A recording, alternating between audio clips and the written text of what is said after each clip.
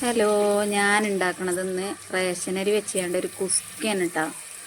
അതിനിപ്പോൾ ഞാൻ എടുത്തിട്ടുള്ളത് 2 സവാളയാണ്. അത് കുക്കർ അടുപ്പത്ത് വെച്ചുകൊണ്ട് ഓയിൽ ഒഴിച്ചുകൊണ്ടായിട്ട് ഇട്ട് അത് നല്ലോണം വഴഞ്ഞ് വന്നതിന് ശേഷം 2 തക്കാളി 2 കിഴങ്ങ് അതൊഴിച്ചിട്ട് പിന്നെ വെളുത്തുള്ളി ഇഞ്ചി ചതച്ചത് അത് ഇട്ടിട്ട് നല്ലോണം വഴഞ്ഞ് വരുവോളം ഇറക്കി കൊടുത്ത് അത് നല്ലോണം വഴഞ്ഞ് വന്ന് വെക്കുന്നതിന് നമ്മളതിലേക്ക് ഒരു 1/2 സ്പൂൺ മഞ്ഞൾപ്പൊടി, പിന്നെ 1 സ്പൂണ് കുരുമുളക് പൊടി ഇട്ടാണ്.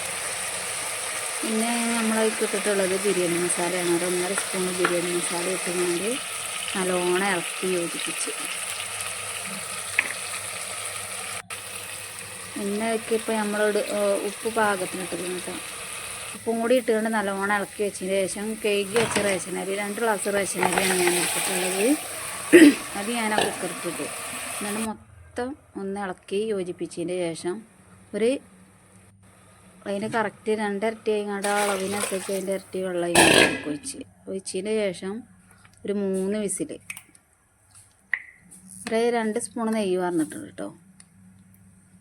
എന്നിട്ട് കുക്കർ മൂടിയാണ്ട് നല്ലോണം യോജിപ്പിച്ച് ഇളക്കിയതിന് ശേഷം കുക്കർ മൂടി ഒരു 3 വിസിൽ വന്നതിന് ശേഷം വാങ്ങി വെച്ച് നെയ്ക്ക് ചിക്കൻ കറി